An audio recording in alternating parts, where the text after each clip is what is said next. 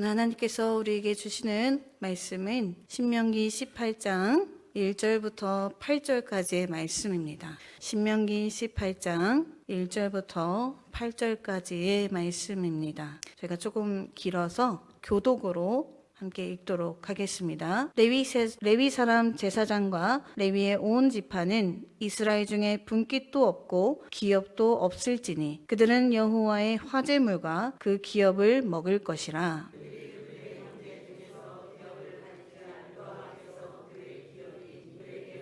제사장이 백성에게서 받을 몫은 이러하니 곧 그 드리는 제물의 소나 양이나 그 앞다리와 두 볼과 위라 이것을 제사장에게 줄 것이요. 이는 네 하나님 여호와께서 내 모든 지파 중에서 그를 택하여 내시고 그와 그의 자손에게 항상 여호와의 이름으로 서서 섬기게 하셨음이니라. 여호와 앞에 선 그의 모든 형제 레위인과 같이 그의 하나님 여호와의 이름으로 섬길 수 있나니 그 사람의 몫은 그들과 같을 것이요 그가 조상의 것을 판 것은 별도의 소유이니라. 아멘. 할렐루야. 아멘. 네, 저희는 계속해서 수요기도의 신명기 강해로 하나님의 말씀을 마주하고 있습니다. 이스라엘이 마침내 가나안 땅으로 들어가는 시점, 하나님은 중요한 원칙들, 법칙들을 주셨지요. 그 중요한 원칙 중에 또 하나가 오늘 우리의 말씀 가운데 있습니다. 바로 12지파가 각자의 땅을 분배받는 그 순간에 단 하나의 지파만은 토지를 받지 않는다는 것이었습니다. 그것은 바로 레위 지파입니다.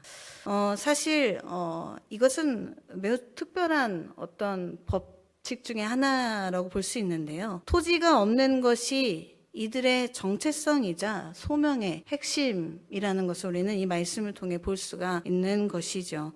오늘 이 본문은 이 토지 없음의 의미를 신학적으로 설명하며 동시에 그 없음이 어떻게 또 채워져야 하는지를 구체적으로 규명하는 말씀이라고 할 수 있습니다. 본문은 먼저 일반 원칙을 제시하는데요. 레위인 제사장들 곧 레위의 온 지파는 이스라엘 중에 분깃이나 기업을 갖지 않습니다. 그 이유가 2절에 명확히 나오죠. 그들이 그들의 형제 중에서 기업을 가지지 않을 것은 여호와께서 그들에게 약속하신 대로 그들의 기업이기 때문이다 라는 것입니다. 레위 제사장들은 토지 지분으로 살지 않고 하나님으로 살기 때문이었습니다. 토지가 기업이 아니라 바로 여호와 자신이 기업인 것이죠. 여기서 이제 기업이라고 하는 이 나할라라고 하는 히브리어 단어는요, 단순한 재산이 아니고요, 이 한 공동체의 뿌리이자 생명의 근원이 되는 그런 의미를 담고 있습니다. 이 단어를 레위 지파에 적용할 때 하나님은 이렇게 말씀하시는 겁니다. 레위 제사장, 너는 나 자신이 뿌리다. 나 여호와가 너의 뿌리다. 그리고 내가 너의 유일한 생명의 근거다. 그렇게 선포하시는 겁니다. 그렇다면 이들은 무엇으로 살아가나요? 이슬을 먹고 살까요? 네, 물론 이스라엘 땅에서는 이슬이 굉장히 중요하다는 사실을 우리 지난 시간 특강을 통해서 알게 됐는데요. 3절부터 5절 말씀을 보시면 구체적인 이제 부양 규정을 제시하고 계십니다. 이스라엘 백성이 제사를 드릴 때 소나 양을 드리면 제사장들은 어깨와 두 뺨과 위를 받게 됩니다. 또한 곡식과 포도주와 기름의 첫 열매 그리고 양의 첫 털도 받게 됩니다. 여러분 그냥 이걸 보시면 느껴지시는 바가 있죠. 마치 정말 하나님께 가장 좋은 것을 드리듯 드리는 모습을 우리는 연상을 할 수 있게 되는데요. 아주 세관표처럼 자세히 나옵니다. 그냥 처음 것을 드려라, 대충 이렇게 드려라가 아니고 자세하게 무엇을 어떻게 드리라고 잘 나오고 있죠. 하나님께서는 자신을 섬기도록 부른 자들의 생계를 아주 세밀하게 설계하셨다는 겁니다. 내가 너의 기업이니 너는 아무것도 기대하지 말라. 그런 말이 아니라 내가 너의 기업이니 때문에 너는 나의 백성이 너를 먹여 살린다는 그런 말씀입니다. 사실 이것은 아주 중요한 신학적 구조입니다. 하나님을 기업으로 삼는다는 것은 곧 공동체의 어떤 구체적인 책임으로 이어지는 건데요. 사실 이것은 앞전에 고아와 과부와 나그네를 환대하라는 명령과 매우 닮아 있습니다. 6절부터 8절은요, 흥미로운 사례를 다루게 되는데요. 어떤 레위인이 이스라엘의 각 성읍에 흩어져 살다가 마음이 원하는 대로 여호와께서 택하신 곳, 그 중앙을 말하는 것, 중앙 성소로 온다면 어떻게 해야 하는가를 말하고 있습니다. 그는 여호와 앞에 서서 섬기는 그의 모든 형제 레위인들과 같이 그의 하나님 여호와의 이름으로 섬길 수 있다고 말씀하시고요. 그들은 가족 재산을 매각하여 얻은 수입이 있을지라도 먹을 대등한 몫을 가질 것이다. 7절과 8절의 말씀은 그렇게 얘기하고 있는 겁니다. 여기서 눈에 띄는 것은요, 본문이 레위인 제사장과 레위인을 동일한 부양 원칙 아래 묶는다는 것입니다. 여러분, 민수기에 보시면요, 모든 레위인이라고 해서 모든 것을 동일하게 받지는 않습니다. 제사장은 누구만 됐었나요? 아론이라고 하죠. 네. 제사장, 레위인 중에서도 아론의 계열만이 제사장을 할 수가 있었습니다. 그런데 신명기에 와서는 어떻게 되는 건가요? 그 허물이 무너진 거죠. 그 허물을 없애시는 겁니다. 여기서도 이제 대등한 몫이라고 했을 때 그 어떤 히브리어를 보시면 이것이 이제 단순히 어떤 아예 동등하다라는 입장보다도 이들이 그만큼 하나님께로부터 먹고 살만하게 그러한 대등한 몫을 받는다고 우리는 알 수가 있습니다. 전임 제사장이나 지방 레위인이나 하나님을 섬기는 일에 부르심을 받았다면 그 물질적 보상은, 생계적 보상은 동등해야 한다라는 어떤 선언이 되기도 하겠죠.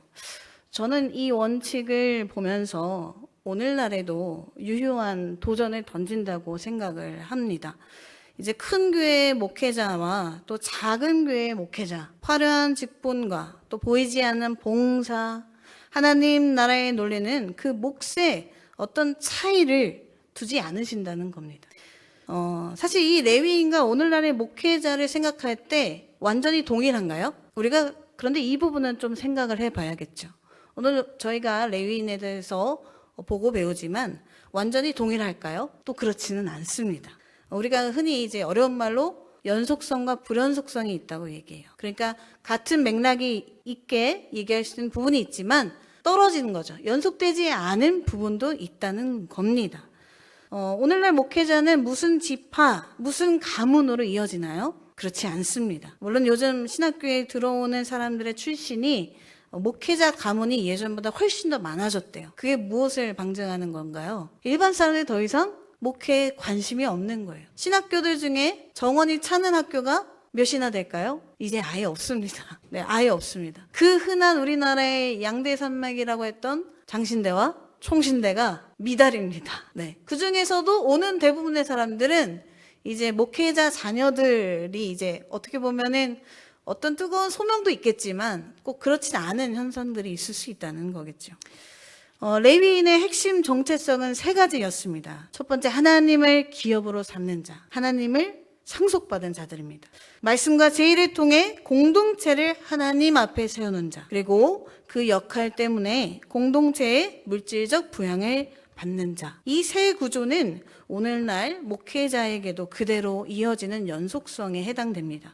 목회자는 토지와 자산보다 하나님의 부르심을 기업으로 삼고 말씀 선포와 성례를 통해 공동체를 섬기며 그 섬김의 대가로 공동체의 지원을 받습니다. 이 구조적 연속성은 신약에서도 바울이 얘기한 바와 비슷합니다. 복음을 전하는 자들은 복음으로 말미암아 살리라. 그렇게 고린도전서 9장 14절에서 명시하고 있죠.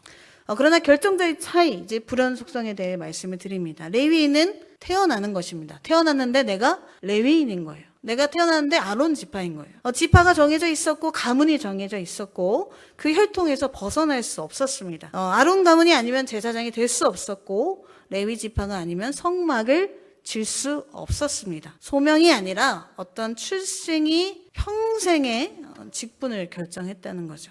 오늘날 목회자는 그렇지 않습니다. 어떤 가문에서도 어떤 지파에서도 부르심이 없습니다. 신학교 입학생 중 목회자 가문이 아까 늘어나고 말씀을 드렸는데 이것은 이제 소명이 이어져서가 아니라 다른 이들이 이 길을 기피해서라고 말씀드릴 수 있다고 했죠. 가문의 전통이 아닌 지원자의 부재가 만들어낸 마이너스의 숫자 가운데서 이러한 세상 가운데서 목회자의 이제 연이 이어지고 있다고 우리는 볼 수가 있는데요. 이 말씀을 드리는 이유는 이 행간에 이제 목회자들의 어떤 문제되는 것들이 있지 않습니까? 그런 것들이 사실 끊어져야 하는 이유는 목회자가 레위인이 아니라는 말씀을 드리고 싶어서입니다. 또 하나의 가장 중요한 불연 속성은 뭐냐면 그리스도의 대제사장직입니다. 히브리서는 분명히 말하죠. 예수 그리스도께서 멜기세덱의 반차를 쫓아 영원한 대제사장이 되심으로써 레위계 제사장직은 완전히 종결돼 버립니다. 완성된 것이죠. 레위인이 수행하던 속죄제사, 번제, 화목제 이것들은 그리스도의 단 한 번의 희생으로 성취되었습니다. 그래서 더 이상은 레위의 제사장직을 우리가 잇는다고 말할 수는 없는 거죠. 이미 이루어진 구원을 선포하는 자가 바로 목회자, 오늘날의 목회자라고 말씀을 드릴 수 있습니다. 그리고 이제 베드로 전서의 선언에서는 왕 같은 제사장들이라고 하면서 이 직분이 이제 특정 계층에 국한되지 않음을 땅땅 못 박는 겁니다. 만인 제사장직 들어보셨죠? 만인 제사장직. 이것이 이제 레위계 제사장의 어떤 독점들. 우리가 지금 야 레위인 오늘날 목회자랑 같아라고 얘기하는 것들을 다 해체시킬 수 있는 겁니다. 그렇다면 오늘날 목회자는 무엇인가? 레위인의 반복도 아니고 레위인과 무관한 새 직분도 아니라는 것을 발견하게 됩니다. 구약의 레위인이 감당하던 역할, 공동체를 말씀과 예배 안에서 하나님 앞에 세우는 일, 그 일을 그리스도의 완성된 사역 위에서 계속해서 해나가는 자들입니다. 어떠한 혈통으로의, 가문으로의 억지로 서서 억지로 말씀을 전하는 자들이 아니라 어떠한 세습도 아니고 서원도 아니고요. 제사장 안에 말씀 선포로 구조가 이어지는 것입니다. 그 내용은 바로 예수 그리스도 안에서 새로워진 자, 예수 그리스도의 복음을 전하는 자라는 말씀이죠. 그래서 신명기 18장에 이제 보시면 15절부터는요. 무슨 말씀이 나오나요? 15절부터는 예언자에 대해서 말씀합니다. 18장 18절 보시면 내가 그들의 형제 중에서 너와 같은 선지자 하나를 그들을 위하여 일으키고 내 말을 그 입에 두리니 내가 그에게 명령하는 것을 그가 무리에게 다 말하리라. 아멘. 레위인 제사장은 제의를 통해 하나님과 백성 사이를 매개했습니다. 예언자는 말씀을 통해 그 역할을 감당합니다. 그래서 어쩌면 오늘날의 목회자는 레위인의 영역도 있지만 이 예언자의 영역, 어쩌면 이 예언자의 영역이 훨씬 더 큽니다. 누구를 전하는 자이기 때문인가요? 바로 모든 것을 성취하고 이루시고 다시 오실 예수님을 전하기 때문이죠. 제사장적 전통에서는 성례와 예배를 통해 공동체를 하나님 앞에 세우고 이것이 이제 그 제사장적인 역할입니다. 예언자적 전통에서는 말씀을 담대하게 선포하는 역할, 그것이 목회자의 역할입니다. 목회자의 존재와 그 위엄은 스스로에게 절대로 올 수가 없습니다. 왜냐하면 스스로는 그저 하나님께 선택받은 부르심을 입은 자이기 때문이죠. 하나님의 말씀에 충실할 때에만 그 직무가 정당성을 갖게 됩니다. 이것이 목회자가 어떤 인간적인 눈치를 보거나 온당한 말씀을 담대하게 전할 수 있어야 하는 그러한 이유입니다. 그래서 그 온당한 말씀을 위해서 결국 그 온당한 말씀은 누구를 위한 건가요? 목회자를 위한 건가요? 공동체를, 교회를 위한 것이 되겠죠.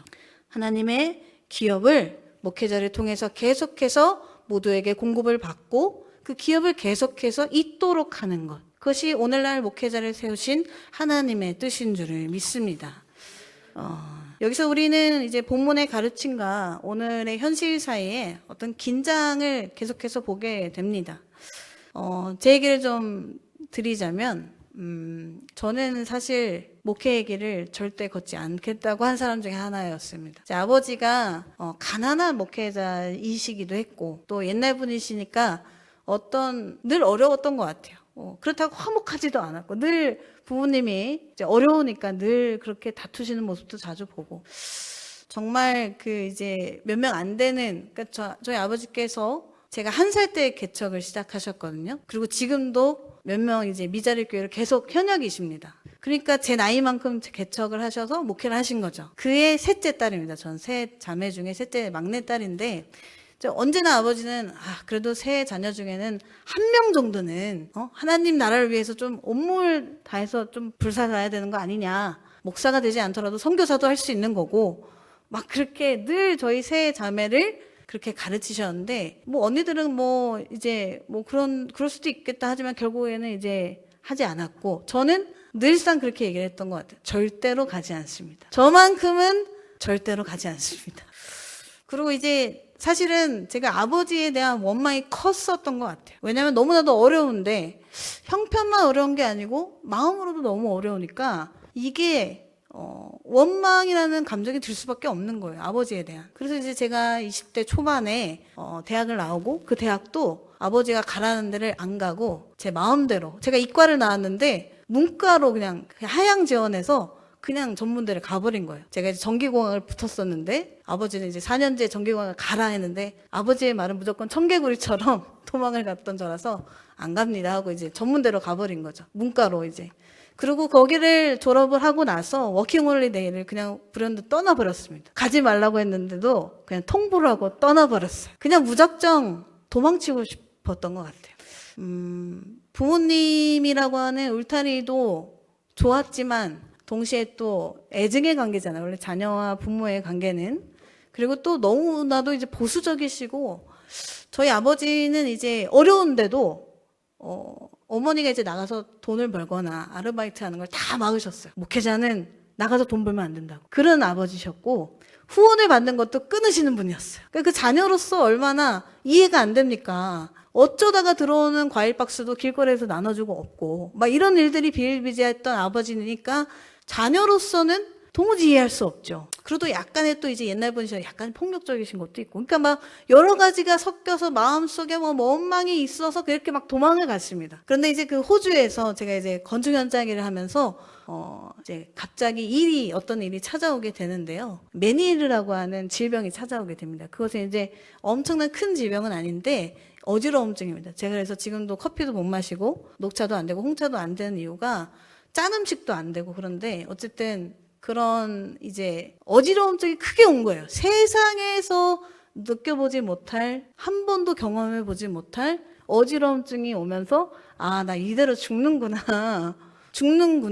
하나님 떠나고 부모님 떠난 결과가 이거구나 하면서 그때 이제 쓰러지면서 그 찰나의 그 1, 2초 되는 시간에 기도를 해버립니다. 하나님 저 살려주시면 제가 도망가지 않고 하나님 나라를 위해서 한평생 몸을 바쳐서 살겠다. 그렇게 기도를 하게 되어서 신학을 하고 다시 이 자리에 이렇게 있게 된 것 같은데요.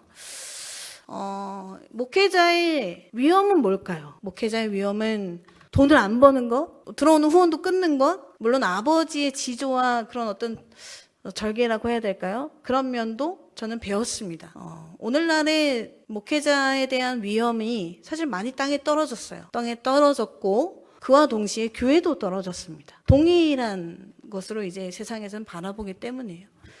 그런데 목회자의 그렇게 안 좋은 일들은 사실은 빙산의 일각 같은 일들이고 물론 그런 일들은 흔하지는 않습니다. 많이 일어나지도 않고요. 아주 극소수의 일들입니다. 대부분의 통계적으로도 반 이상은 상당히 경제적인 어려움을 겪고 있습니다. 그것이 이제 한국교회 목회자의 현실인데 그런 현실들을 보면서 목회자의 위험을 지키기가 쉽지가 않아요. 제가 이제 안 해본 알바가 없는데 쿠팡이나 컬리 다 해봤습니다. 새벽 배송도 해보고 했는데 거기서 부목사님이 오셔요. 가정을 지켜야 되니까 한 달에 그 돈이 안 되니까 부목사님들이 막 오시는데 하루 하고서 3달 누워 계시고 다쳐가지고 그런 현실을 저는 많이 보니까 도대체 목회자로서의 삶은 무엇인가, 목회자의 위험은 무엇인가, 존재의 가치는 무엇인가, 그렇게 생각이 들 수밖에 없겠죠. 제가 아버지를 정말 원망했다고 했잖아요. 제가 진짜 원망했는지 어떤 분이 기도하면서 아버지를 많이 원망하네 라고 들을 정도로 저를 모르시는 분이 그런 원망이 컸었습니다. 그런데 이제 제가 이 신학의 길을 걷게 시작하면서부터는 아버지의 뒷모습이 보이기 시작했던 것 같아요. 단 한 번도 그의 뒷모습을 본 적이 없었던 것 같은데 그 아버지의 뒷모습이 보이기 시작했던 것 같습니다. 지금 저도 한마디로 정의할 수는 없지만 목회자의 위험은 어떤 것이 아니라 꾸준히 아무런 어떤 인정이나 그런 어떤 어떤 충족 없이도 그저 그 길을 묵묵히 걸어가는 그러한 것이 바로 그들의 위험이다. 저는 그 생각을 많이 하게 되었던 것 같습니다. 이제 소가 이제 멍에를 메고 가잖아요. 소는 자기 뜻대로 가지 않고 멍에 메어지고 그 길을 가는 대로 갑니다. 지난 시간에 우리 목사님께서도 말씀해 주셨는데 바로 그 소와 같은 이 고리 끼고 멍에 낀 소와 같은 그렇게 묵묵히 자기 길을 가는 이들이 목회자의 위험이지 않나 저는 그런 생각을 하게 되었습니다. 오늘 말씀을 통해서 이 레위인 그리고 예언자 그리고 목회자를 생각하지 않을 수가 없었습니다. 이것은 저를 위한 또 우리 목사님을 위한 저희 부모님 그런 말씀이 아니라요. 오늘 이 신명기 18장에서 말씀이 왕 다음에 일어난 일들이지 않습니까? 마지막으로 또 말씀을 드릴 수 있는 것은 바로 이 본문이 말하는 것은 하나님을 기업으로 삼는 자는 레위인이라는 제도적 직분에 머물지 않는다는 겁니다. 아까 초반에 말씀드렸다시피 레위인과 레위인 제사장이 구별되어 있었다고 했죠. 이들이 받는 어떤 상속도 달랐습니다. 그런데 신명기 와서는 이것이 허물어지죠. 점점점 예수 그리스도 인하여서 허물어지고 오늘날에도 허물어져서 하나님께 부르심을 받고 하나님의 말씀을 받은 자들이 이 자리에 설 수가 있게 된 겁니다. 마찬가지입니다. 목회자가 아니더라도 직함이 없더라도 하나님만을 진정으로 바라는 사람이 있다면 그 사람이 하나님을 상속받은 자들입니다. 신명기의 레위인처럼 제도가 그를 보장하지 않을 수 있습니다. 목회자도 사실 제도적인 건 없는 거예요. 그냥 공동체적 명령일 뿐이지 제도는 없는 거거든요. 그렇지 않아도 괜찮습니다. 왜냐하면 하나님께서 직접 그의 기업이 되시기 때문입니다. 그것이 오늘 본문의 약속인 거예요. 오늘 우리들 가운데 이 레위인, 레위 제사장, 예언자, 목회자에게만 주는 말씀이 아니라 하나님만을 바라고 하나님을 상속하고자 하는 자들을 위한 말씀이다. 오늘 말씀은 그렇게 우리 모두가 깨달은 시간이 되었으면 좋겠습니다. 하나님을 기업으로 삼겠다는 결단은 어떤 무모한 도약일 수도 있어요. 저도 지금 듣는 말 중에 하나는 진실아 늦지 않았어. 야, 그 서원대로 사는 거 아니야. 물을 수 있어. 늘 듣는 말 중에 하나예요. 늦지 않았어? 늦지 않았어? 너 아직 젊어? 그 길 안 가도 돼? 그쵸. 이 길을 꼭 가야만 하는 건 아닙니다. 그런데 이제 제 평생의 소원은 하나님의 말씀을 평생 연구하는 겁니다. 그거 말고는 제가 하고 싶은 게 없습니다. 네. 그래서 어쩌면 이 길을 계속 가는 것이 제 이제 하나님이 부르심도 있고 제가 선택한 운명이기도 하고 그렇게 나아갈 것 같고요. 또한 여기에 앉아 계시는 분들이 하나님을 상속받고자 한 이들이라고 저는 믿습니다. 나에겐 하나님밖에 없다. 내가 믿고 따라갈 사람은 어느 누구도 없고 그저 하나님밖에 없다. 오늘 그 신앙 고백을 한 모든 이들이 바로 여기에 있다고 저는 믿습니다. 하나님만을 진정으로 바라는 자에게 하나님은 기업이 되어주십니다. 하나님을 상속받은 자들 하나님이 책임져 주실 줄을 믿습니다. 기도하겠습니다. 하나님, 오늘 이 말씀 앞에 선 우리를 붙들어 주옵소서. 땅을 기업으로 삼으려는 마음을 내려놓고 주님 한 분만을 우리의 기업으로 삼게 하옵소서. 하나님의 말씀을 먹고 사는 자들이 그 말씀의 통로를 귀히 여기게 하시고, 또 말씀을 전하는 자들이 그 무게를 깨달아서 어떠한 생계의 두려움이 아니라 오직 주님의 말씀으로만 강단에 서게 하옵소서. 하나님 나라를 위해 뛰어들기를 결단하는 자들에게 주님께서 친히 기업이 되어주시고 먹이시고 입혀주실 줄을 믿습니다. 여호와가 우리의 기업이신 줄을 믿습니다. 예수 그리스도의 이름으로 기도드립니다. 아멘. 우리